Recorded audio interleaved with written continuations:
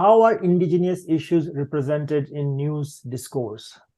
Okay, so that's a really good question, and I'm going to obviously, in the interest of time, give you the Cole's Notes version, just broad strokes. Okay. So essentially, I think that I did a comparative study of the 1860s newspapers in British Columbia in the 1860s with the 1990s. So that was a few years back.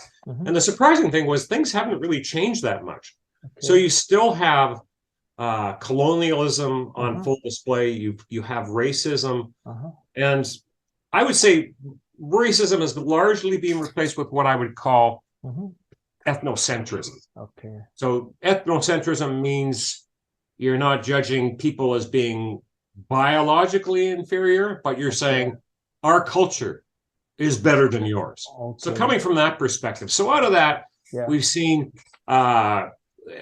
certain discourses that are long-held colonial discourses emerged, and these involve a lot of times just kind of erasing the historical context. Okay. So if you present a news story in 2023 about a treaty process, if you don't give them the backstory about how this became an issue going back many, many decades, then readers will have a really hard time understanding, and they'll say, well, why are Indigenous people in 2023 suddenly saying they need some kind of financial compensation, or they need to recover land, right? So I mean, it's really hard to understand that for a reader who doesn't have the education, because we haven't done a good job in Canada in public education, right? So not including the context, not including diverse voices in that conversation. So you might get a chief from the Assembly of First Nations who's interviewed, but that's just the tip of the iceberg. You don't get the same range of sources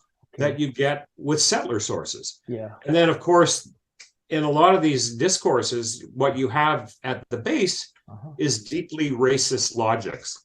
And so you have critiques and news commentary about expensive treaty settlements, residential healing agreements, where always the cost of these are paid up. So the narrative becomes, look at how much Indigenous people are costing us being settlers, right? And then you have a topic in the news today a lot are water and land defenders, and they're basically very denigrated in the news. A lot of derogatory language applied to them. They're referred to as radical activists. So those are kind of some of the patterns that we see today, but again, not that different, not as different as you might think from news portrayals like over 100 years ago, back in colonial days.